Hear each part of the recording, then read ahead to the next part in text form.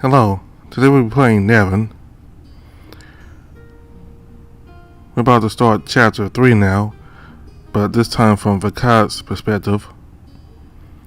Just like with Maybjorn and Tanakh, I won't be playing everything for chapter 3, such as the meeting with the kings and as well as Eric's time with Vol, training for his new powers. Instead, I'll just focus on the new content for Vekad.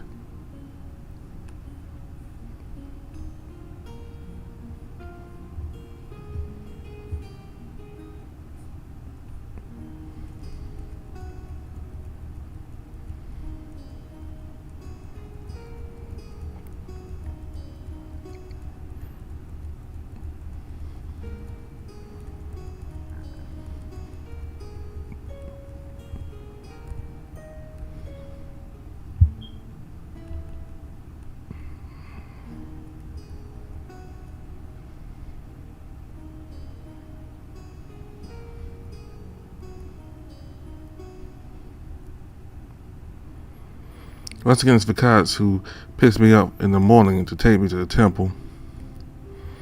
As usual, he's rather quiet, but under normal circumstances, he looks annoyed when he doesn't want to talk. Right now, I get the impression that he's deep in thought. Let me guess, you're thinking about hunting. Huh. That's a joke. The stab blinks, then chuckles when he understands my attempt at humor.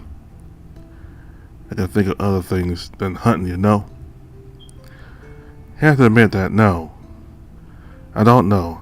I'd really like to see inside your skull to know what you have in mind apart from hunting. That makes the two of us, then. I move close to him to bump into him as I smile. He doesn't move a muscle, but at least it catches his attention. What were you thinking? I wanted to show you another cool place out there, but I can't since you're stuck in the capital. Seeing the disappointed look on the stat's face, I can't help but offer him a reassuring smile. I'm sure you'll get the chance to show it to me one of these days. Besides, there's nothing to stop the two of us visiting the city. There's still a lot I haven't seen yet. Hunter's eyes light up as he straightens, then he seems to hesitate for a moment. I know a place that could do the trip, but it's high up. I know you don't like that. How high is it? Very high. Can't help but go as I imagine myself climbing through the clouds. Thanks, Brian. I always appreciate your helpful and wonderful imagination when it comes to helping me calm down. You can always show me that place. See if I'm able to go up there or not. Are you sure about that? I can't promise much, but I'll try. And finally, Vekad gets his smile back. I guess we can do that after the tournament. I'd love to. I hope not much, but I hope I won't disappoint him when I get there. That's silence once again, but I don't intend to leave it at that. I promise to socialize this grubby stag, so by all the gods, I'll do it. Besides, he rarely talks about himself. Any opportunity is a good one to find out more about him. See, I was wondering about something. Yeah. If you weren't a hunter, what would you do for a living? I don't know. This is an exercise in imagination. Put yourself in the mind of the Vekad who doesn't know how to shoot arrows or skin animals. Vekad grumbles for a while as he scratches his head. It's a bit hard to forget about hunting when I'm doing it all the time. Come on, imagine there's no more prey. I go and look for some further away. If that was the case, no prey anywhere, no rabbits, no deer, nothing. It'll never happen. Faced with so much literalism, I can't help but facepalm. That's why you have to imagine it. Why would I imagine something that's never going to happen anyway? You better understand who you are. Instead, takes a deep breath, then shakes his head. If it makes you happy, he seems to be focusing to think about it, and it doesn't take him long to reply. So, yeah, I think if I wasn't a hunter, I'd be a carpenter or something. And I'm surprised the crocodile figurine I saw you carve was quite pretty. You're really good at that. Yeah, thanks. Where did you learn to work with wood? Well, I had to do a lot of things myself while I lived in the bastard's alley. I used to help if we enforced the gallery beams sometimes, except at first I wasn't very good at it, but they asked a guy to teach me how to carve wood. And this guy was also a toy maker the rest of the time, so he taught me a few things. Oh, you like that? And you liked it? Yeah, it's relaxing. It's just a material on me, no curious rabbit asking questions that no one else is asking. Hunter gives me a mocking look and gives me a little tap on the shoulder. Hey, you're getting good at throwing digs. The curious annoying rabbit is rubbing off on you more than you care to admit. Yeah, sure. The dad winks at me, but then seems to hesitate again. What's the matter? Do you promise not to laugh if I tell you a secret? I would never dare to do that. I can tell Vekad knows as well as I do that it's not true from his expression. No need to look at me like that. I promise I won't make fun of you, alright? Yeah. Come on, you already know how so much embarrassing things about me. It's unfair that I don't know about you. I have no idea what you're talking about. As for his ex-husband. Oh, yeah. The guy you fucked who cheated on her, right? I thought I was just having a good time, but here I am. We had some sexual antics that happened years ago. My past relationships have a knack for haunting me. Yes, that kind of embarrassing things. The sad grimaces and nods. What I was going to say isn't that kind of embarrassing. I think it's stupid, that's all. Come on, Vekad, say it. I'm sure it's not as stupid as you think. Yeah, I'm counting on you to keep this to yourself, but if I had the choice to do whatever I wanted, I'd love to live in the forest. I'd sleep in a hut I built myself, and I'd have a hunt once in a while. Oh, a hermit's life. I must say, it would fit in well with the impression I have of you. But would there be room for a rabbit in that cabin? We are not against living alone, together. I can't help laughing as I shake my head. It's not really a life that matches my expectations. I'm more of a people person, if you hadn't already noticed. Upon hearing my answer, Vekad gives me a disheartened look. I can't bring myself to leave it at that. But there's nothing to stop me doing concerts during the day and joining you in the forest at night, I suppose. I could be your audience too. That's true. I couldn't dream of such a talent and such a silent and attentive audience. We both laughed as the temple gradually takes shape before us. It's like we've arrived. We should take walks like this every now and then. It feels good. I'm about to reply to this dad, happy to hear him express his emotions. Then I see Vo and his grubby expression. Strangely enough, I find this one much less charming than Vekad's. We should hurry. I have a feeling he's having a bad day. With these words, we press on until we reach the board. Vekad, Lord Eric. The hunter silently greets Vo before pushing me towards him. Here's the rabbit. Take care of him. I'll pick him up later. Good. Let's not waste any more time than necessary. Follow me. Without giving me time to answer, the priest heads off in the direction of the classrooms. When I see he's still in a great mood, I have a feeling we're going to have some fun. Here I am with a power over time. Well, I can freeze a pebble. Sure, when you put it that way, it's not impressive. Who knows what I'll be able to do with a bare practice. Wait a minute, who really knows what I'll be capable of in the future. If I'm ever able to really change things, to go back or to go forward. Would that be a very wise move? Should I do it? Could I? Could I stop myself from doing it if necessary? My NeveN, I was so caught up in my brain's awakening that I didn't take a second to think about what it meant to control time.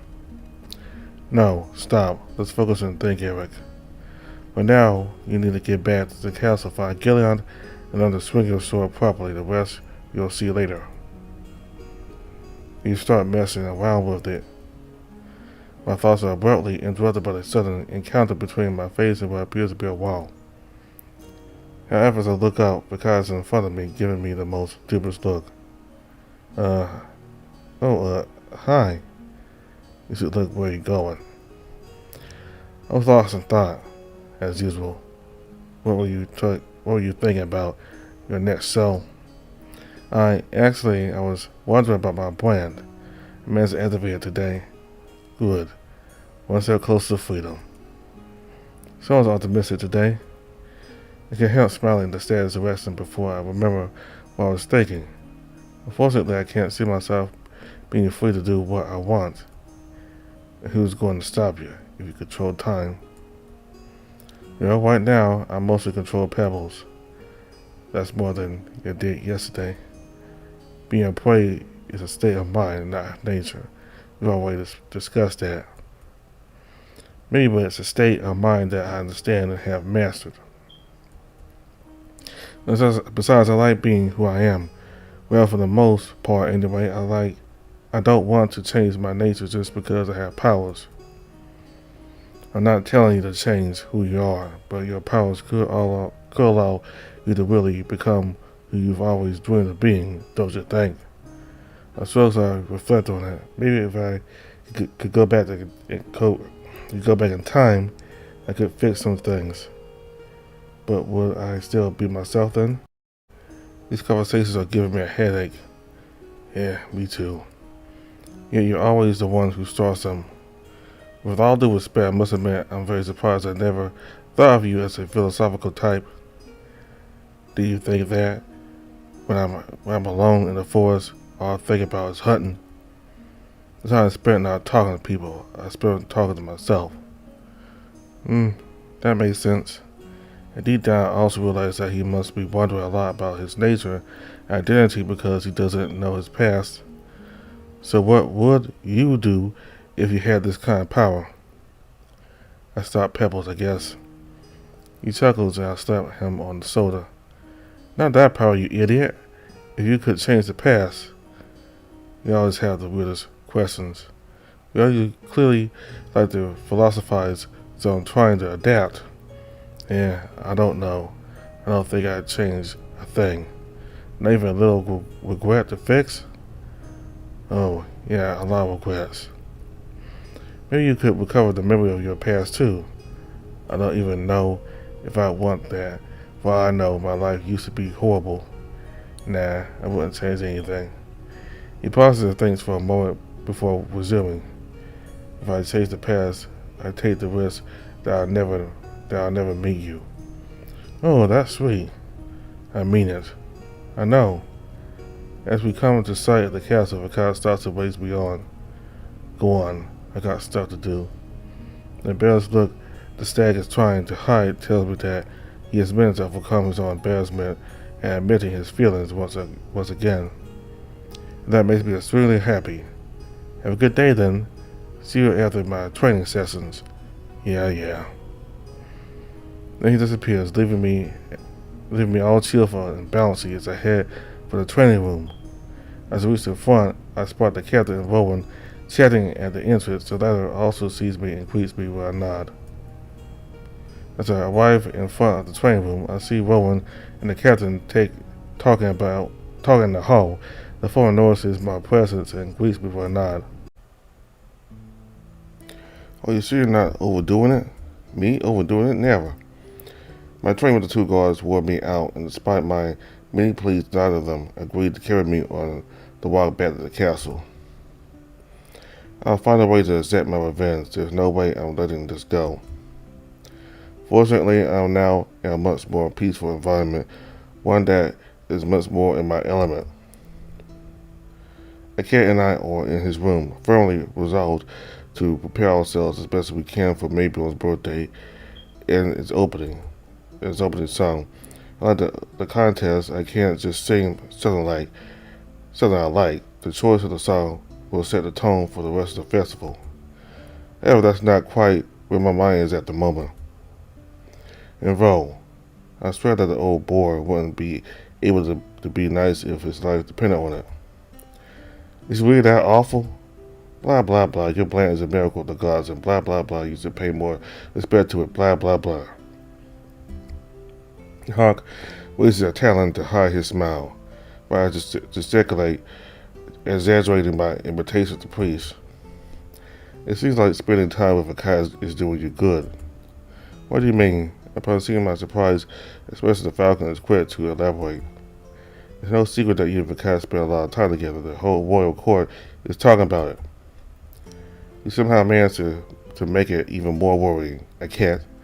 The bird panics before ducking down to whisper. Am I not supposed to talk about it? No, it's not that. But knowing that the nobles are discussing my relationship with each other, ugh. I'm usually the one who entertains gossip. I'm rarely the target of it. Oh, it's nothing serious, you know. Besides, I think you go well together. We're not really together. Let's just say it's complicated. Oh, did you? The falcon's eyes grow round as he insists with his glance without daring to go any further. Come on, cat. I'm not going to feed the rumors. So that's a yes? I throw a pillow in the falcon's face and he laughs before straightening up. I'm glad you found someone, that's all. Instead of talking about my love life, how are things going for you? Oh, you know, I'm talking to some of the other court people here and there. You're royal board. You've got more to do than just talk here and there. Besides, you've got all the qualities needed to find love. The falcon sighs heavily as he shrugs. You know how sorry I am. Well, I can think of at least one person who shares that problem. I was fortunate if I kind of talk more often, by the way, with a bit of luck, breaking the two-sided people together will eventually cancel out their silence. From experience, I'd say it'll make it worse. At least it'll be fun for me. I can already imagine the panic looks in my direction as you struggle to find something to talk about together. You're being mean. Luckily, I know a cure for the sinus. Not because you're going to mention 90. Exactly. I can't. I want to help you find love, not turn you into an alcoholic. The falcon hides a small laugh as he shakes his head. I suppose I can't have one without the other. But according to Vo, you're learning new things anyway, right? That's the most important thing. I'd rather learn by having fun. I don't doubt it for a second. Fortunately, life isn't that simple. Yeah, well, life could make an effort to be simple once in a while. Don't you think we'd end up bored if it was? Probably yes, but in that particular case, I feel like I have the right to complain. Well, I certainly won't stop you from complaining. The cat laughs again as he gently strokes the strings of his lute. So, do you have any idea what we could do for our first act as the royal bards? I have a few. I think we obviously want something warlike, considering how they like it here. Plus, it'll give our favorite prince in armor an occasion, so he's a warrior first and foremost. Also, I want to give you a solo. It'll give you a chance to sign as well. Well, I'll focus on a way to solve my brand. Are you planning on incorporating it into our musical act? Yeah, I don't really have a choice. AI practically ordered me to show my prowess in public. And do you have any ideas on how to do that? Not yet. I can do is freeze a little walk in the air. It's not exactly impressive, but with practice, I'm sure I'll figure something out. In the meantime, I'll send you some of my ideas. If you like any of them, we can always go with that for now. Perfect. I'll listen carefully then. And during the next few hours, I'll sing him several songs for my repertoire was, at least in my opinion, fit with what we are asked to do. I can't assess or reject some of them, and we work that way for the rest of the day. From time to time, I take advantage of being in the middle of singing to awaken my brain, which does not fail to attract and catch attention to it, since he is obviously amazed by what he sees. It would seem that any song will do as an awakening gesture. That's good to know. Before I'm even within sight of the hunter's door, I hear the sound of a flute coming distinctly from his room. More precisely, it is possible for me to recognize a Kazarian tune. Does he have a visitor? There is no flutist at the court, and I can hardly see Vekad going to the city center to find one. I knock, and strangely the door opens by itself.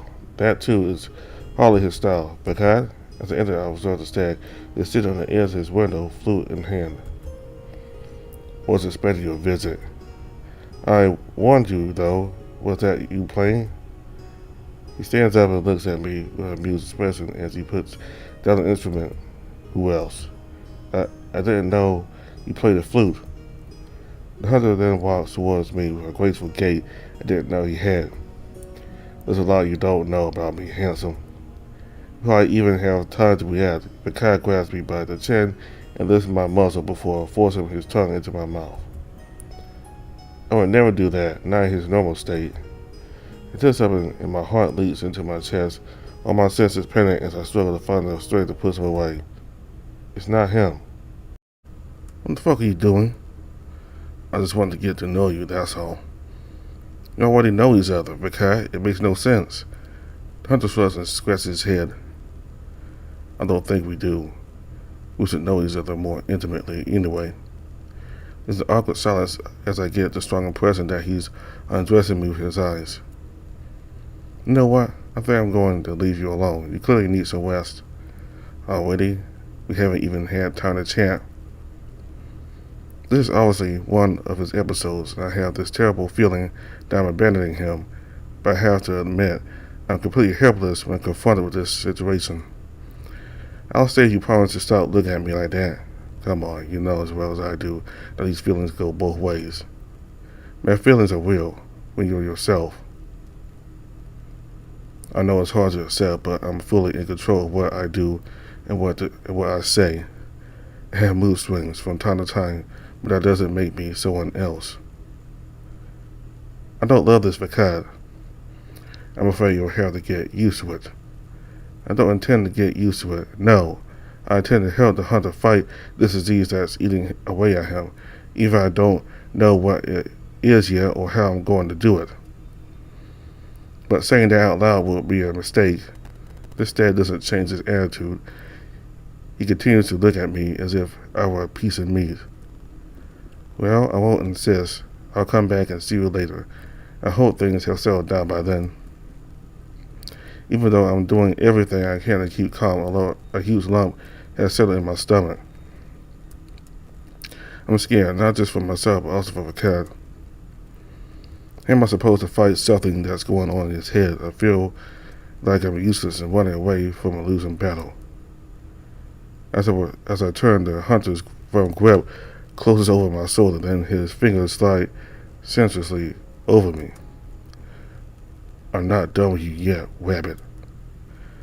A wedge takes hold of me as my stomach knots like a gigantic worm. This nauseous disgust is gradually mingling with my fear as I muster all my concentration not to give in to panic.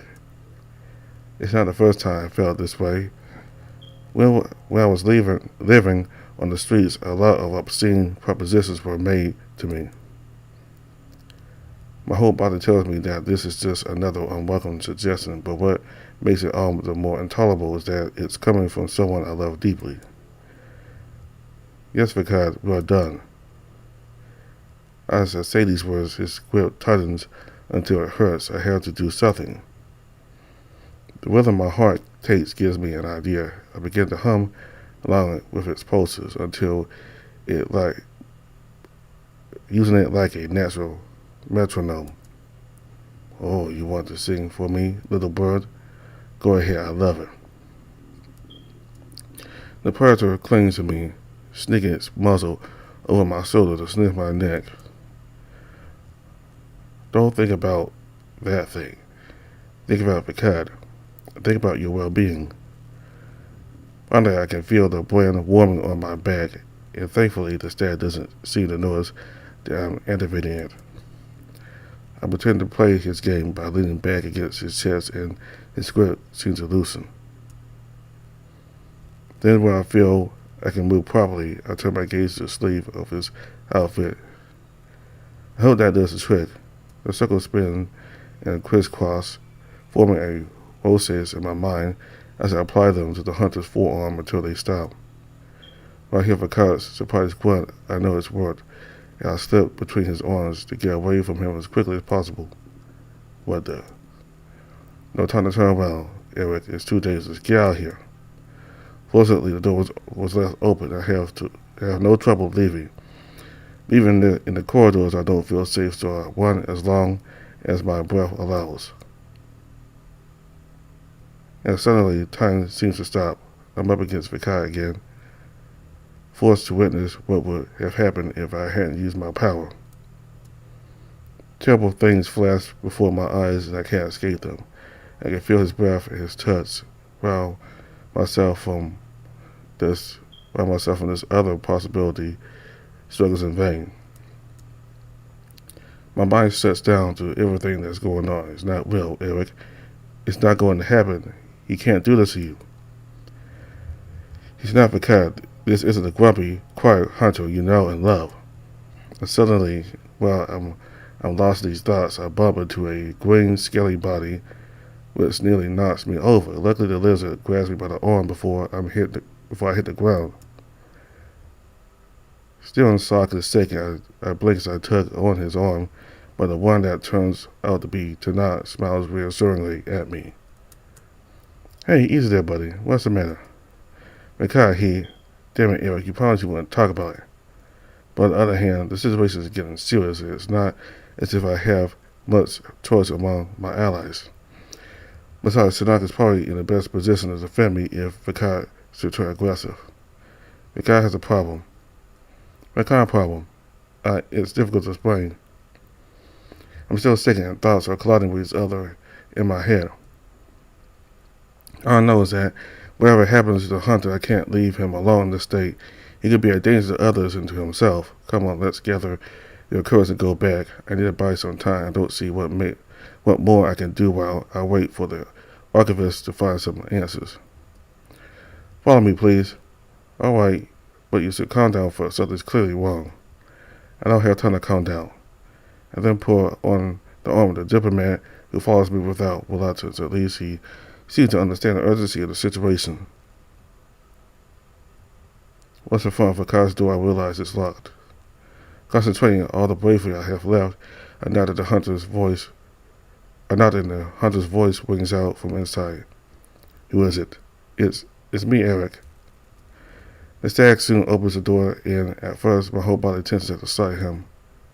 And yet in his eyes, in his way of being, I feel that he is himself again. You could have told me the scaly ass was with you. I wouldn't have opened the door. Good to see you too, Vekad. They're both looking at me at the same time, and I'm not sure how to resolve this situation.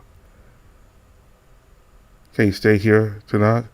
I give her an explanation, I promise. Lizard shrugs before settling back against the wall, shaking his head. He must have realized something was wrong. Call me if you have to. I go and nod as I enter the stag's room. He lets me pass with a confused look on his face. And then I close the door behind me. It's like throwing myself into the lion's den. I'd rather the stag's den. Why are you looking at me like that?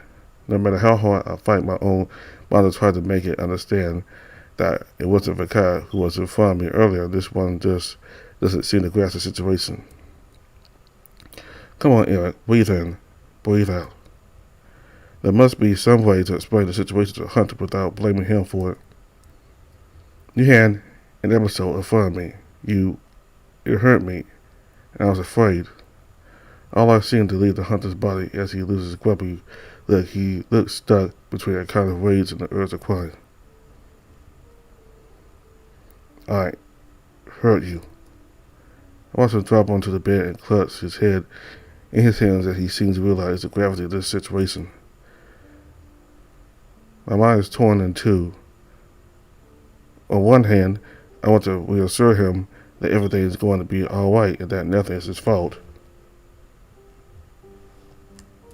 But I'm still afraid of him. No matter how hard I try to keep that feeling inside me, I know that the slightest bit of suspicious behavior from Vekad will make me tremble all over again.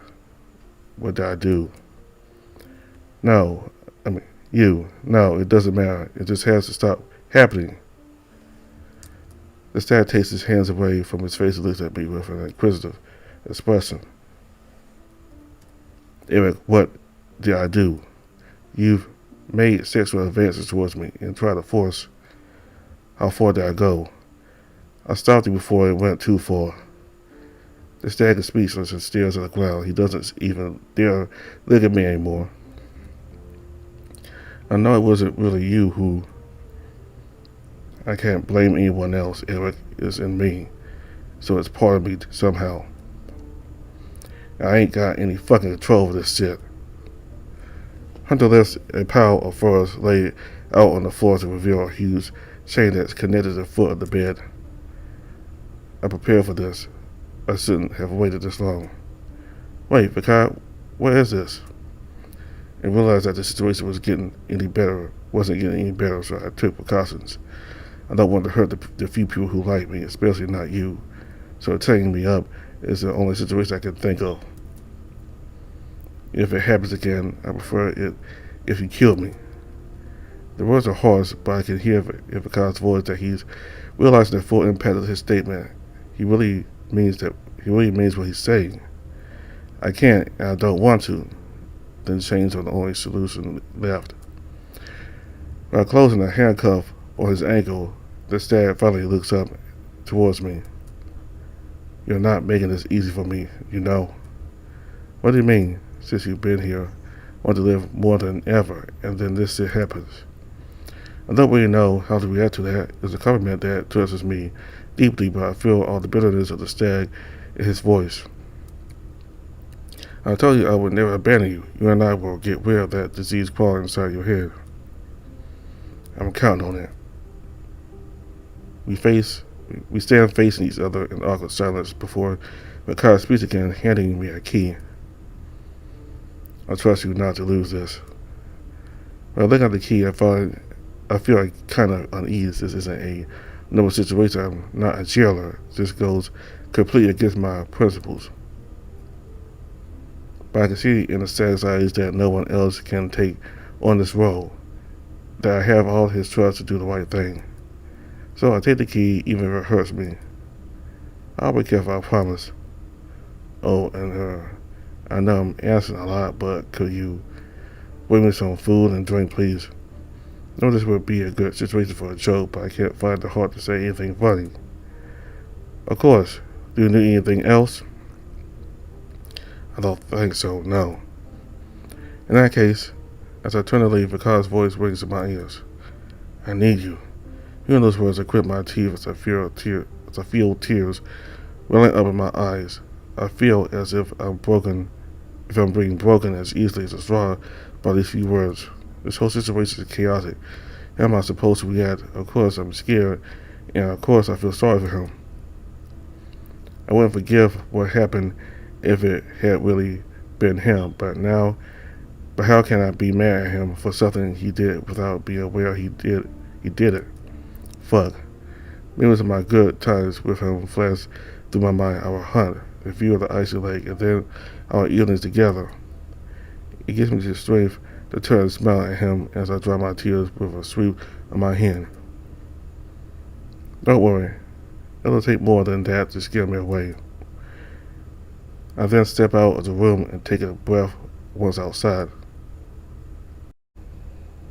The movement beside me startles me.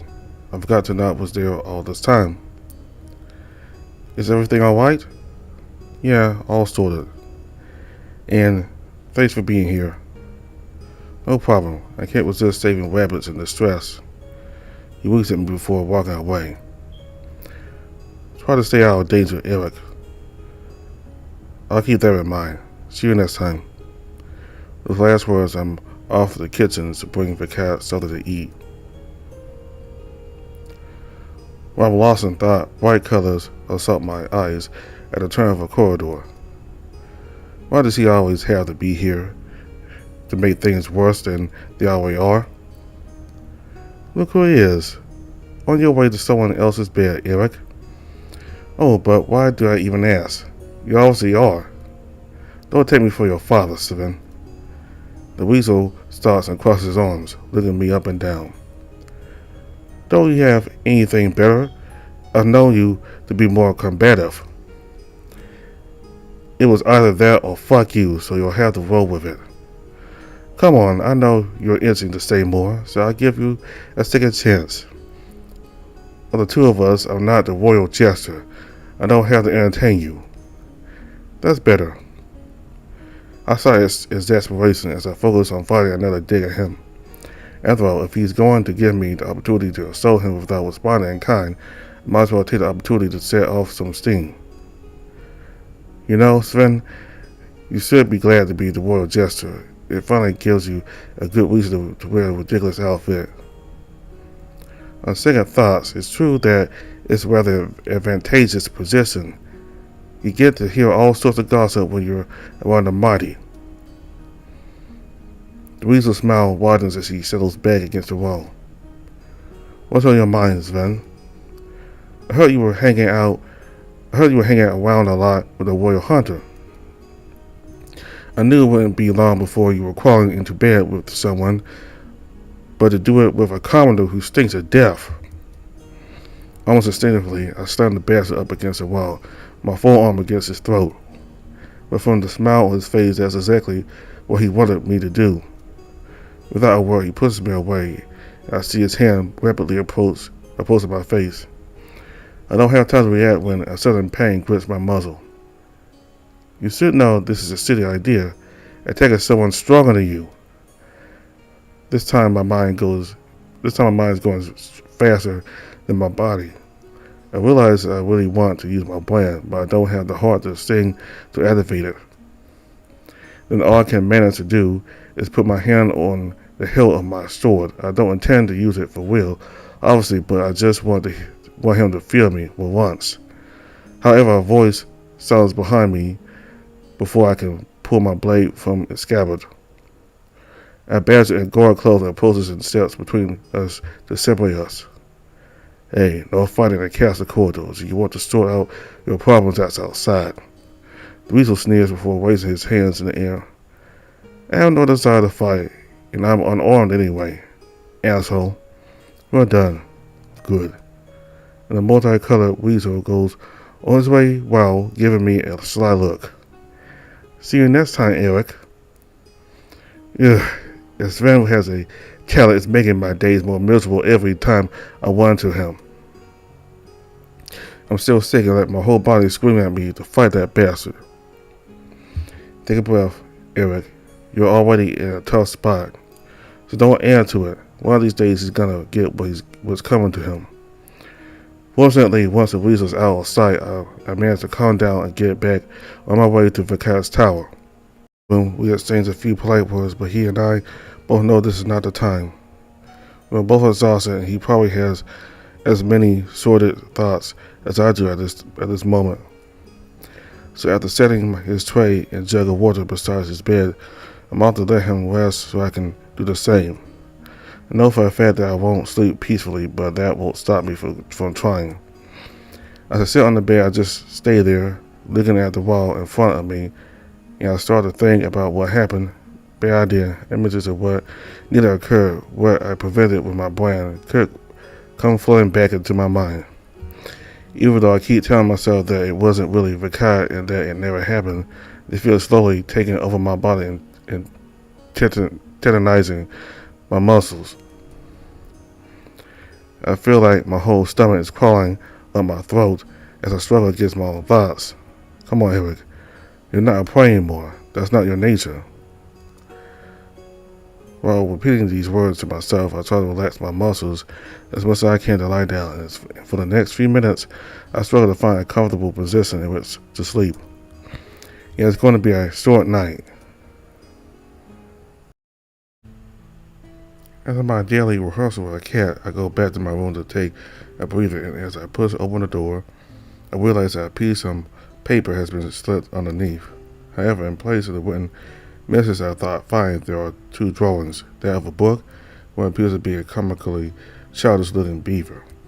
It's a very original way of communicating with someone who can't read, and I have to admit that the effort makes me smile, something I haven't done sincerely for many days. Besides, it also means that Elric may have found something. I have to admit that the flame of hope was beginning to fade.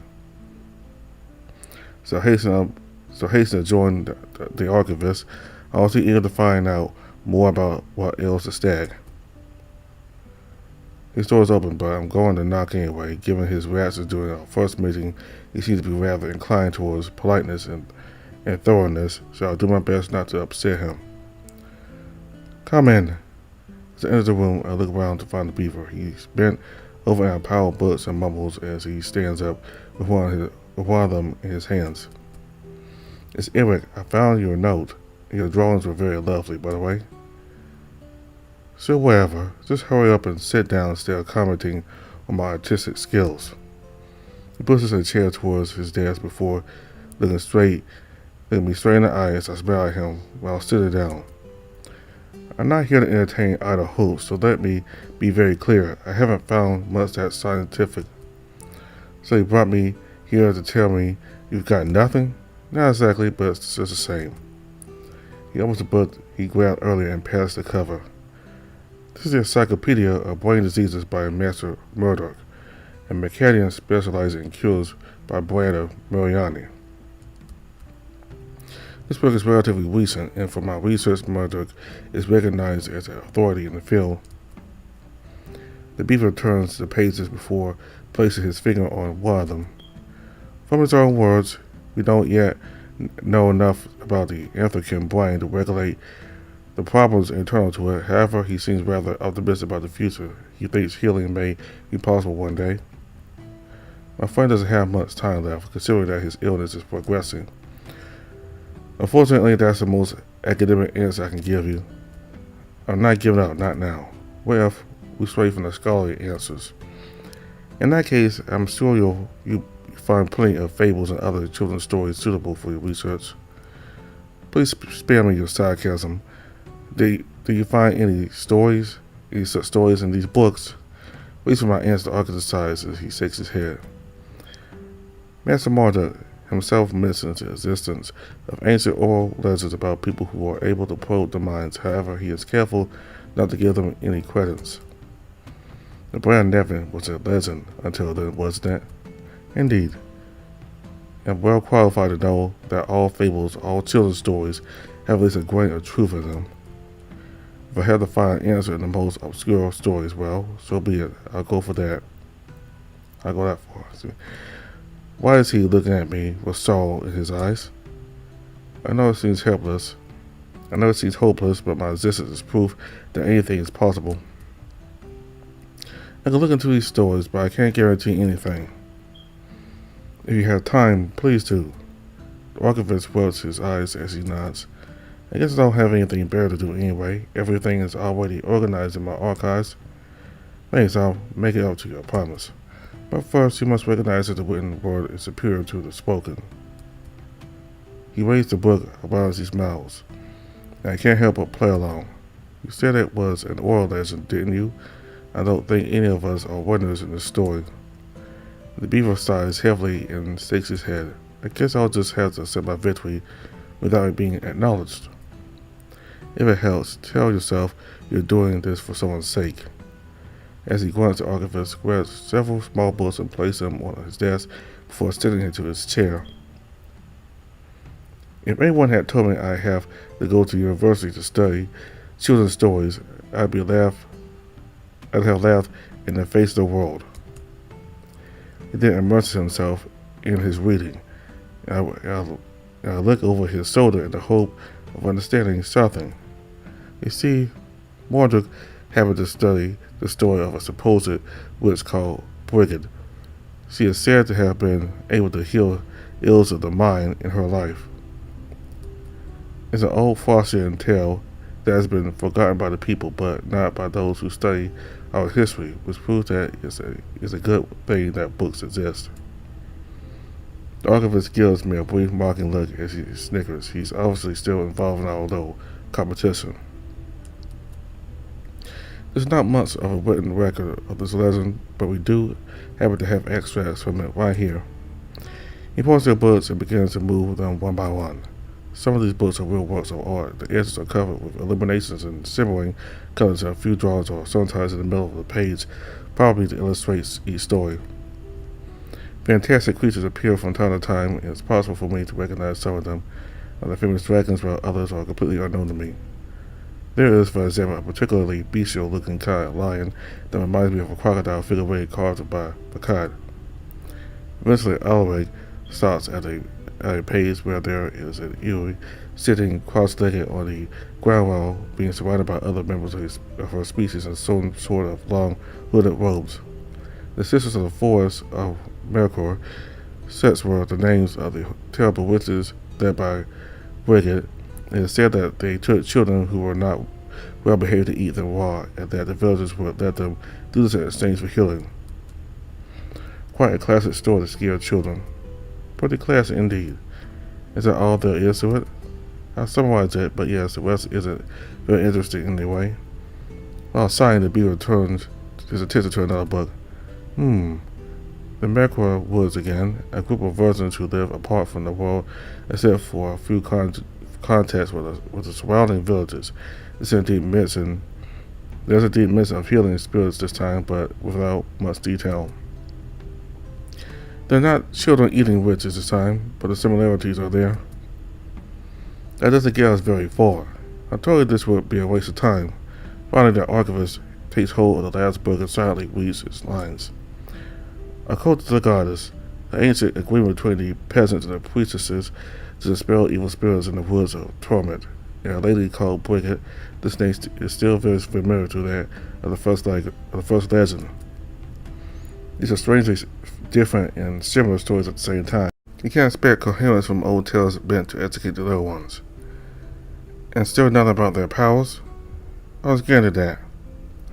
I don't know exactly what sources Walter had access to, but he seemed convinced that there are only two possible interpretations of the powers of the so-called Vekad in her group. The first hypothesis put forward is that of an advanced knowledge of the Anthrocan brain in combination with her brain of Moriani, which would have given them the ability to act directly on the mind in order to heal it. My problem with this hypothesis is that I was able to read in another book that this kind of experiment has been tried before and always resulted in, well, severe damage to the subject of the experiment. You mean they made brain busts by experimenting on Anthrocans? That's a ceremonious way to put it, but yes.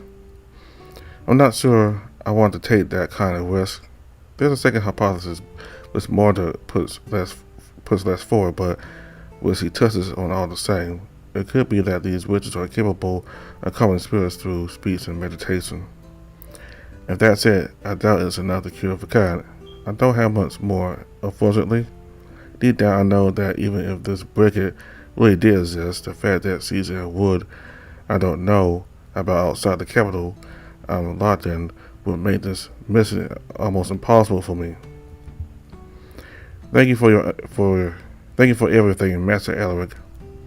I must say it was fun and more stimulating than my day job. But don't come back here too often, alright? I can't help smiling as I quickly bow to the archivist. I promise. Good night to you. Good night. As I head for my room, I try to put everything I just learned back in order. Part of me is crushed by what Alaric has just taught me, but the other part, the part that believes in fairy tales, outweighs my bad mood. It is up to me to be the hero of this story. It will end well. One thing's for sure, if I don't do anything about it, it's bound to end badly. But at least now I know I can try something. I don't need to believe in these legends. I just need to believe that there's a solution out there. So it's with a lighter spirit than yesterday that I sprawl out on my mattress to let myself be drawn into dreamland where all realities are possible.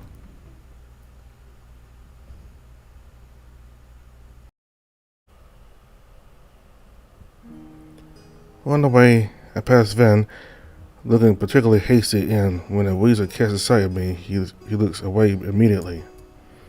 No time to think about the bastard. The fact that he leaves me alone suits me just fine. What's in front of the door? I hesitate to knock. What am I going to say to him? No, it has to be spontaneous. I owe him that once. So I open the door and find the stag sitting on his bed, staring out of the window. It's obvious that this self-inflicted captivity is taking its toll on him. He who loves the outdoors so much. Hey there. He turns quickly, clearly on the alert, as he answers me with clear nervousness in his voice. What are you doing here? I want to have a little chat. I can see unease in the stag's eyes as he tries to make himself more comfortable on his bed. You shouldn't come without a good reason. The fact that I can spend a moment with you is reason enough, in my opinion.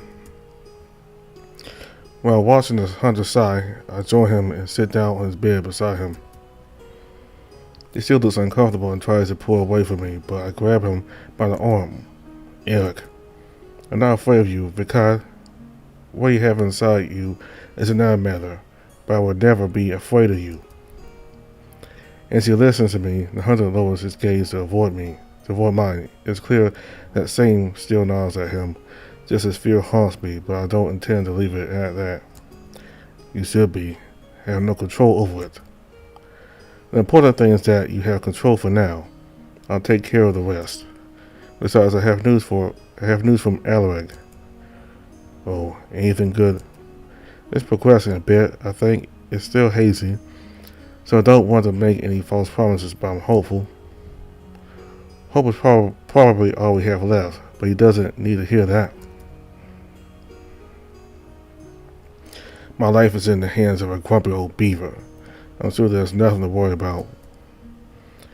Don't forget it's also in the hands of an extraordinarily clever white rabbit.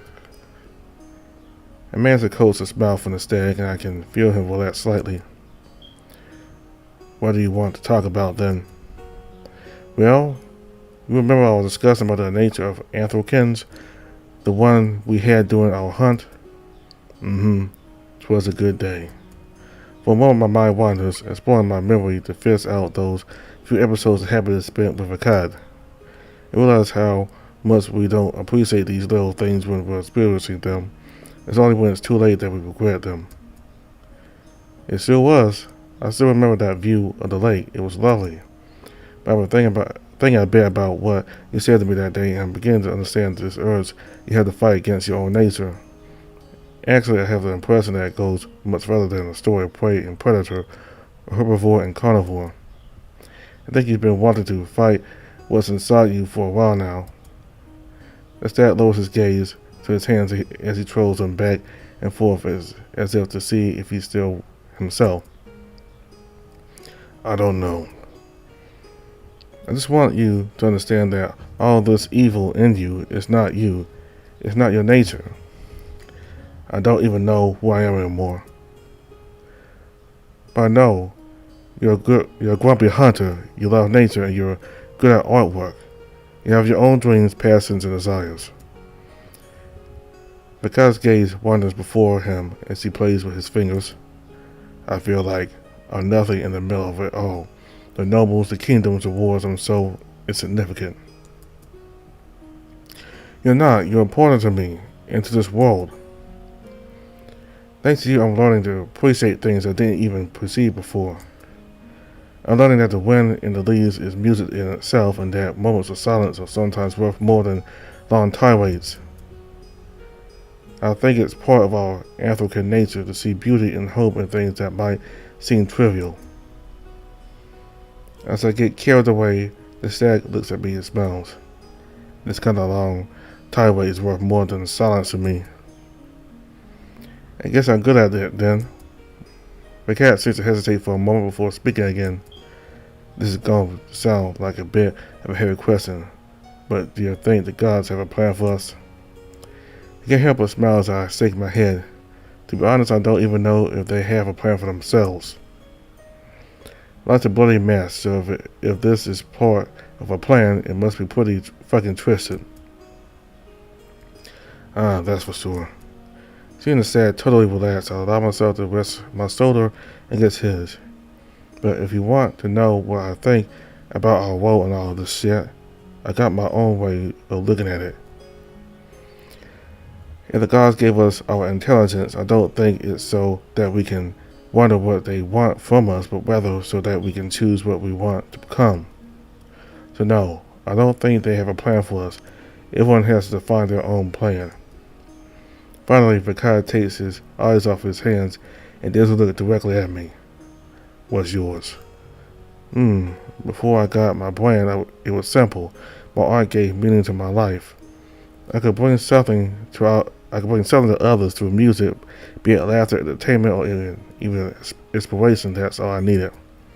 What changed since you have your brand?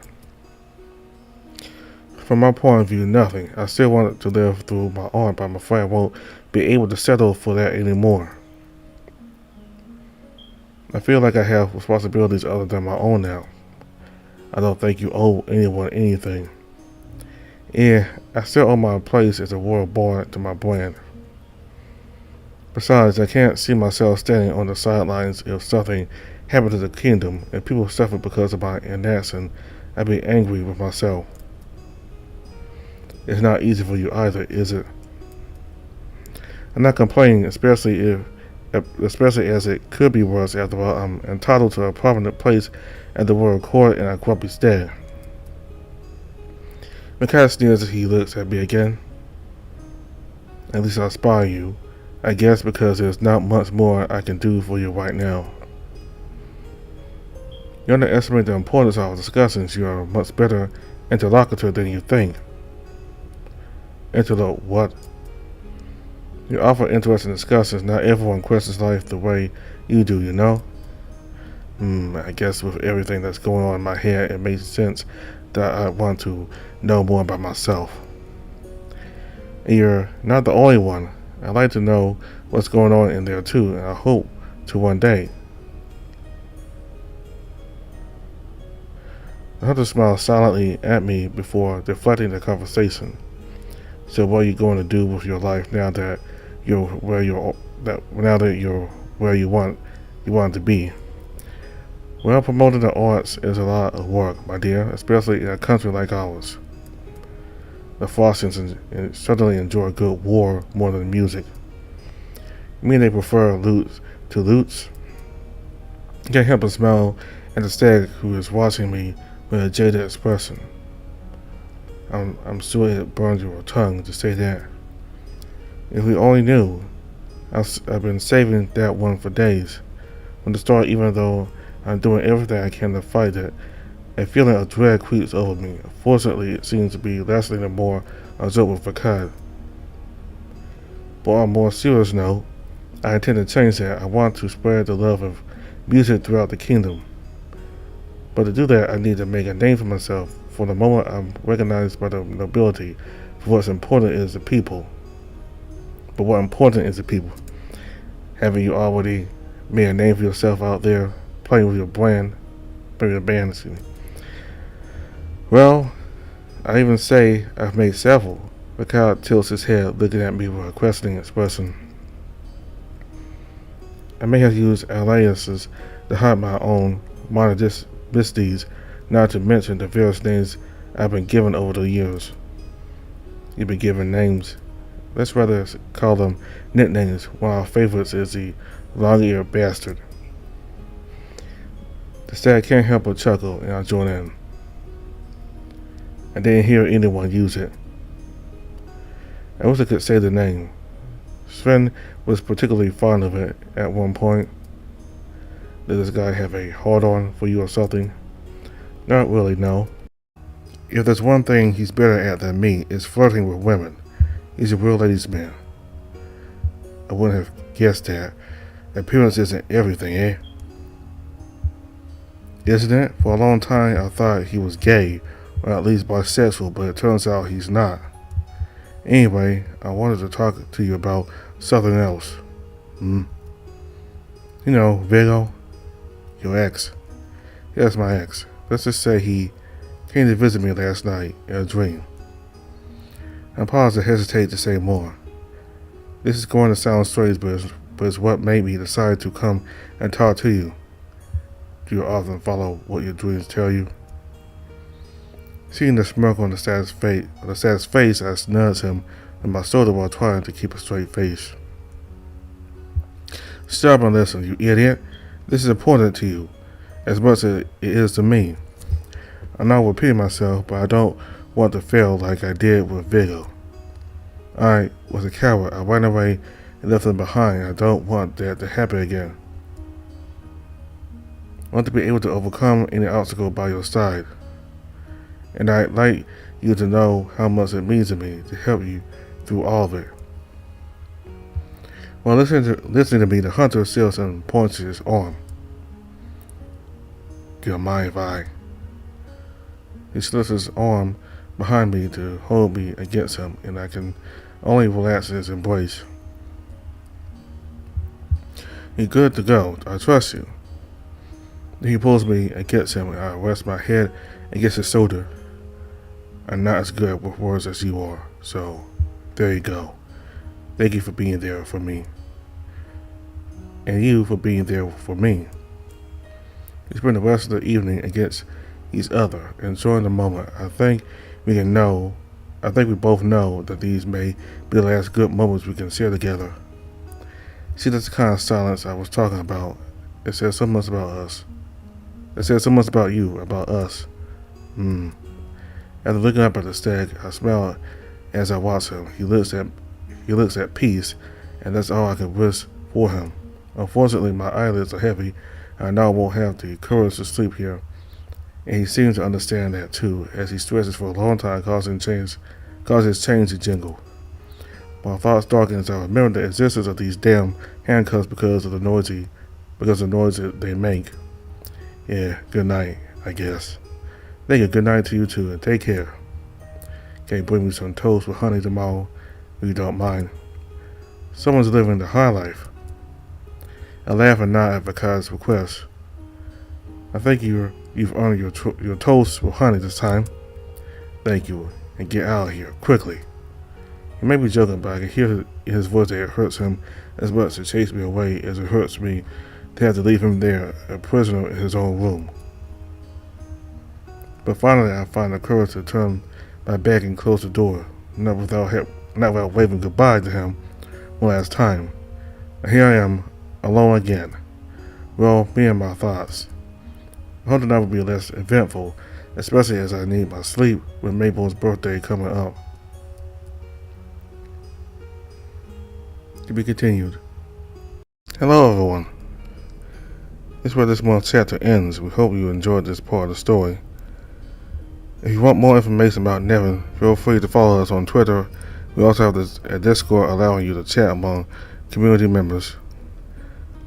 Finally, if you would like to support our project, we also have a Patreon that offers you a series of benefits such as bills 2 weeks in advance, but also unique stories about the characters in NeveN. If you like the VN, please also feel free to rate us on Israel. It will help us a lot. Once again, thank you all very much, and we'll see you next time for the next chapter.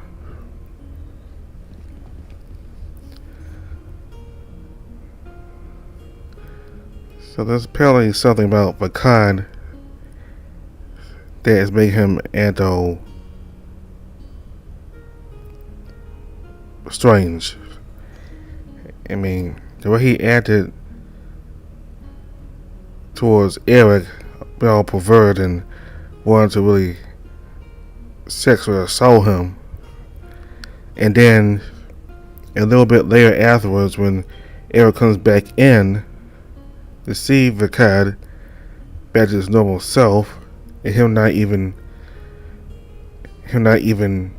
knowing that he acted like that a short while before, I think there's something in Vekad that even he doesn't know about. But there's something, I think there's like a mental issue with him, probably, I guess. And when Eric went to the library to see about it, the archivist, Alec, we didn't have much information about it. But he was a little bit helpful in the fact that somebody from Vekad did some research on the brain, the Anthrocan brain, and apparently it still has some kind of like a predator and prey instincts in it. I think. Anyway.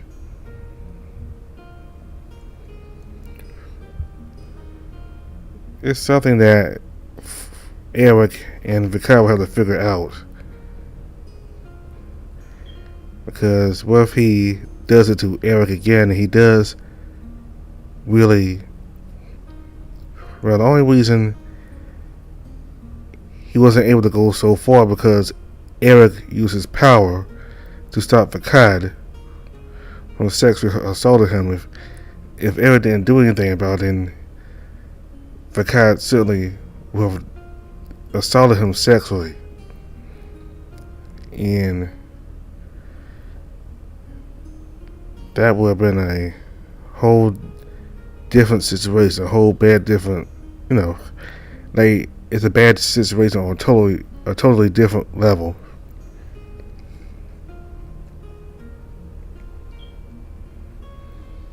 And we got to see Sven some more. Just always wanted to taunt Eric because he's bitter that he got kicked out of the band.